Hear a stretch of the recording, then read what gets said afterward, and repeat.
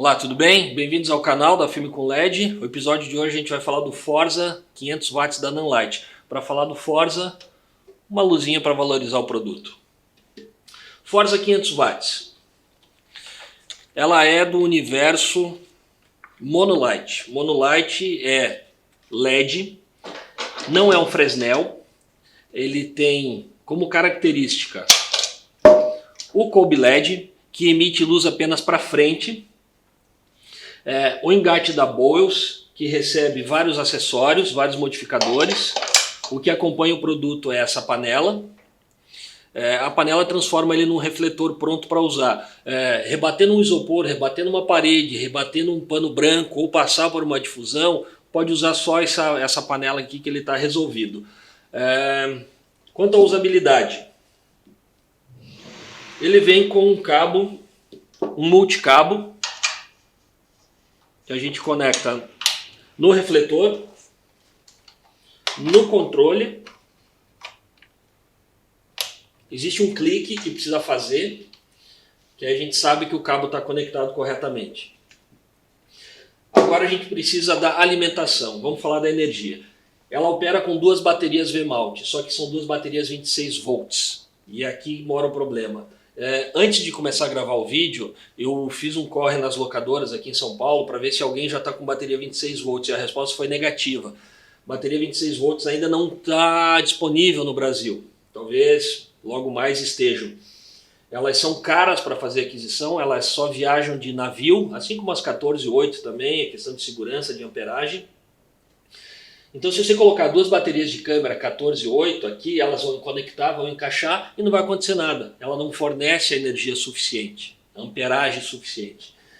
A luz, como ela consome muita energia, ela consome 500 watts, ela opera em 48V. Diferente de, vamos lá, uma luz LED 60 watts, 120 watts, 200 watts, elas operam em 12, 14, 16 volts. E é isso que permite a gente trabalhar com elas com baterias 14.8.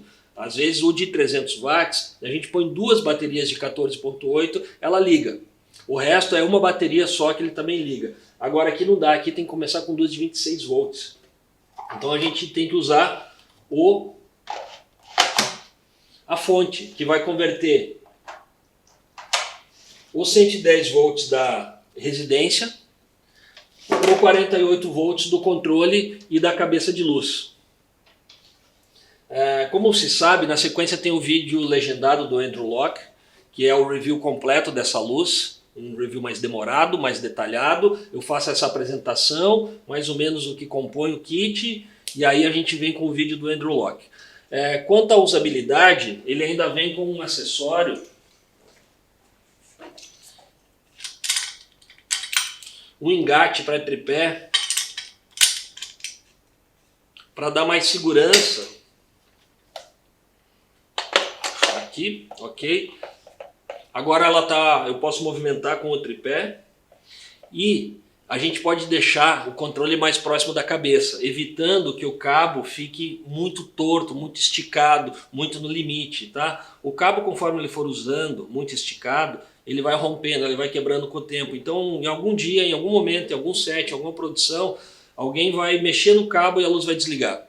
Ou alguém vai só conectar e não vai ligar. Por quê? Porque o cabo rompeu, o cabo foi quebrando com o tempo e num dia ele não liga mais. Então, para mundo de locadora, manutenção de cabo é a grande novidade aqui, nesse universo de LED.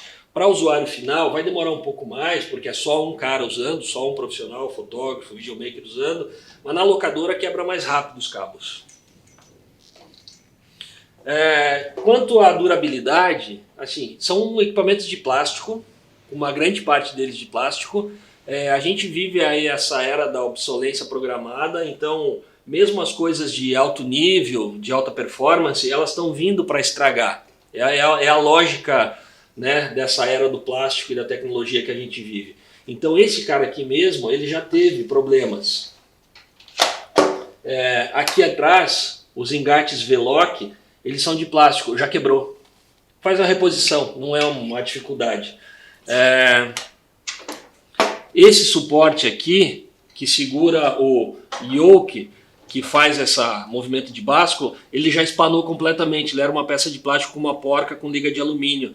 A gente já mandou para... já perdeu isso daqui, parou de funcionar em 7, ele não travou mais, ele ficou frouxo assim, e aí foi encostado, e aí foi levado para um torneiro, ele refez a peça. Então, quem for fazer a aquisição, tanto dessa luz aqui quanto de outras, e você pensa, poxa, será que alguma coisa vai estragar? Vai! Tudo que você comprar hoje vai estragar. Essa é a realidade. Ainda mais a gente que põe uma coisa para usar em nível industrial, né? Exige bastante do equipamento. O que a gente faz? A gente aprende a fazer a manutenção e já fica prevenido. Quando eu aprendo uma coisa, eu já posso te ensinar, ou outra pessoa pode me ensinar, e a gente acelera o processo de manutenção e de conhecimento. Quanto à performance dele, eu já testei ele com o HMI 575, ele é mais forte. Eu já testei ele com o Tung 2000 watts, ele é mais forte. Com o HMI 1200, ele deu paridade, ele competiu, ele teve equivalência em output com o HMI 1200 watts. O HMI é um universo separado, ele tem um sistema de lente, uma troca de lente com qualidades de óticas diferentes, ele tem um diâmetro maior, ele tem uma distribuição de luz maior. São várias vantagens, a construção, o recorte de sombra é melhor. Mas esse cara também tem as vantagens dele, que é uma gama de acessórios que pode entrar aqui, balão chinês, panelas, snoot, panelas maiores, menores, octas grandes, médios, pequenos, space light, a lente Fresnel para dar qualidade um pouco mais no recorte de luz, o baixo consumo de energia, a opção de trabalhar na bateria.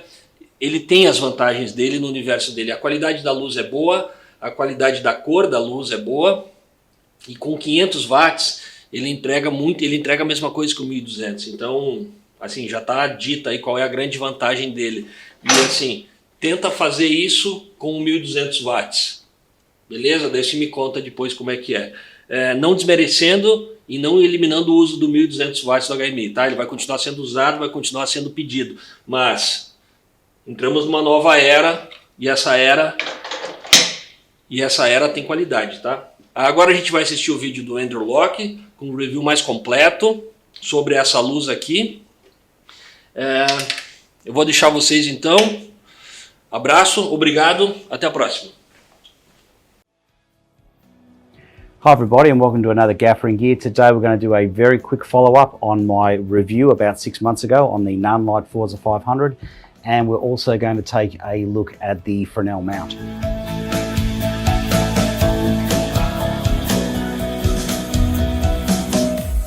And the next question a lot of people ask me is, have I had any problems with the lights? Now I own 5 of them and yes, I have had problems.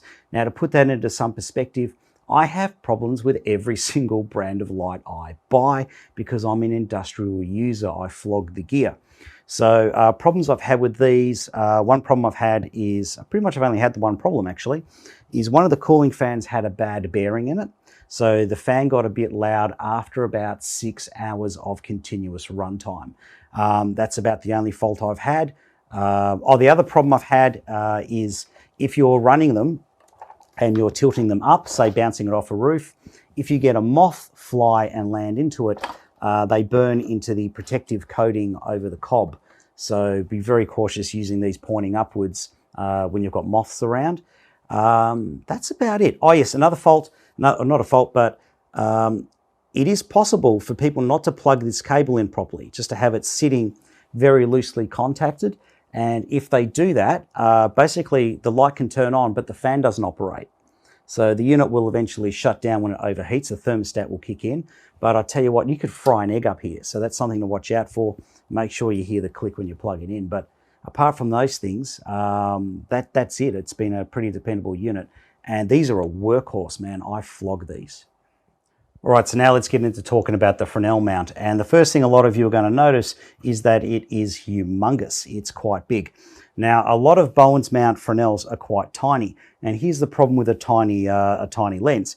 Basically, the cob, the light emitter, isn't that much smaller than the lens. So what happens is the cob emitter basically, if the size is wrong, it basically floods the whole lens instead of using the rings to help you get your optical control.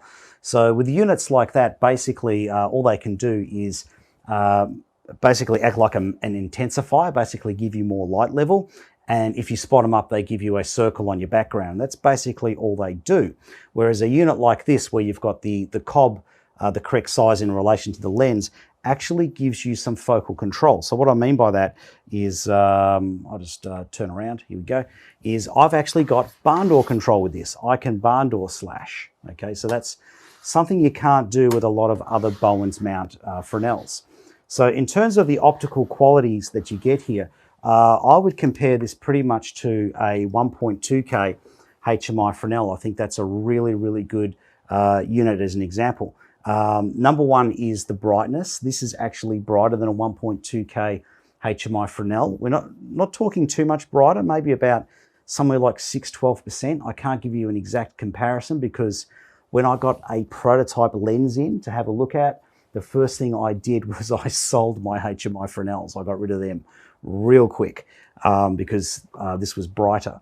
So it is brighter, not a huge amount, so I'd say about the same. But optically, it really is on a par with a 1.2K HMI Fresnel. It's not crisp and sharp like the 575 with the smaller Fresnel, but you know, it's about the same optical quality. So anything that you were used to doing with a 1.2K HMI Fresnel, you can do with this. So things like putting it through a cookie, for example, no problems at all. So basically the same optical quality. So that's pretty good. Now, before we go any further, something that's worth pointing out is, yes, this is a Bowens mount, but I wouldn't go putting it on other Bowens mount lights. Forza 300, Forza 500, yes, I wouldn't put it on anything else. Not unless you can test it before you buy it. Now, to give you an example, this doesn't fit on a Aperture 300D Mark II. It literally doesn't fit onto the connector. I think the 300, the cob sticks out a little bit further than the cob on this, so it doesn't make the connection, it doesn't make the mount. The other thing too is, you know, this is optically aligned for this cob. So if it does fit, chances are it might not work all that well. It might be muddy, it might be more spotty, it might be more floody. Who can tell? So basically my advice is, if you've got something other than a Forza 300 or a Forza 500, I wouldn't buy this and put it on unless you test it first. Now, the next thing to point out is this one is white. As you can see here, it's white. The one for the 300 only is black. Now, the reason they went with white is because black absorbs heat, and apparently when they put the initial one onto the 500, it was overheating. So what I'm guessing would have happened is the black material would have expanded and probably jammed up the flood spot mechanism. Now, in terms of the flood spot range, it's 45 degrees is your flood. A lot of other lights out there claim a 45 degrees, but when I put them side by side with this is actually wider. So it's quite interesting that. I won't mention other brands. And this thing, you spot it by rotating. Now, a lot of people have said that it floods out to 10 degrees. Okay, so, spots into 10 degrees. Now, 10 degrees is the last mark there, but it actually goes in tighter than 10 degrees. So let's fire up and have a look. Okay, so it's way tighter than a 10-degree beam, okay, and floods all the way out to 45.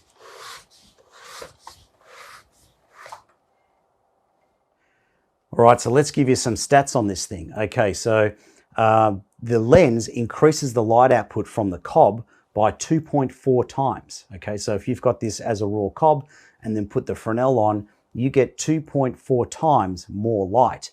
Now, to put that in some sort of perspective, if you own a Forza 500, the lens gives you 82% of the light level you would get out of the reflector and flood. So basically, yeah, 82% the light level of this. And that's basically because the reflector here is so awesomely made. It's so precisionally aligned to the cob. That takes a bit of beating. So I pretty much use this when I need the light to be lightweight, like if it's going way up on a tall stand, or if it's going on a boom arm, I'll use this. But the rest of the time, the Fresnel is my go-to attachment because it just gives me so much more versatility. Okay, so let's get into things that Things that I don't like about this, things that are negatives for me. Okay, first off is these gaps here. Okay, you get a lot of spill light coming through there. So if you're going to buy this, you're going to have to invest in a roll of cinefoil. Okay, so let's have a look at just how much spill light we get coming through that gap. All right, so as you can see there on the back wall, there's quite a bit of light coming through those gaps. Okay, so that is somewhat irritating. Now you also get a lot of spill light coming out the ventilation in the back. Okay, now this hasn't been a problem for me because the firepower of this unit, this isn't something that I stick on a C-stand arm and use as a backlight where the light coming out the back could contaminate the set. This is something that I have on the outside of the set punching light in because of its firepower. But to give you some idea of how much light comes through the vents, I'm going to do something very stupid that you should never do. I'm going to close the barn doors up and then turn the light on with it facing away so you can see just how much light comes out the back and hits me. So let's have a look. So there is quite a bit of spill light coming out of the back of the lens. Whether that affects you or not depends on your situation, but I found it doesn't affect me one bit. Now there is something that really irritates me with these, and it's that old expression, you don't know what you've got till it's gone. So one of the problems I had when I sold my HMI Fresnels, my 200s, 400s, 575s and 1.2s and replaced them with these, is no wire kits. And I'm really surprised how often I use a half wire. So one problem with this is there's nowhere to mount a wire kit. So that's irritating. So I'm currently using bits of gel and stuff like that. So that's an irritation I could have done without.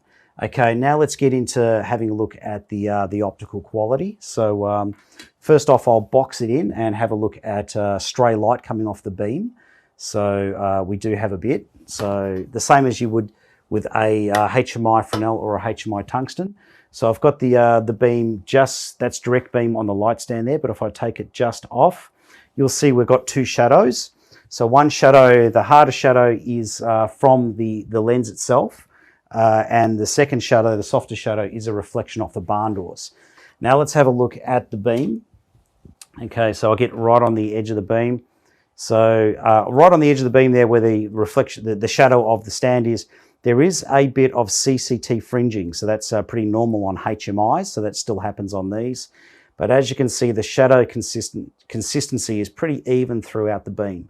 So look, pretty much what I've got to say about this is, if you're happy with a 1.2K HMI Fresnel, this is pretty much its LED replacement as far as I'm concerned. Okay, so anyway, that's the Nanlite Fresnels. Catch you on the next episode of Gaffer and Gear.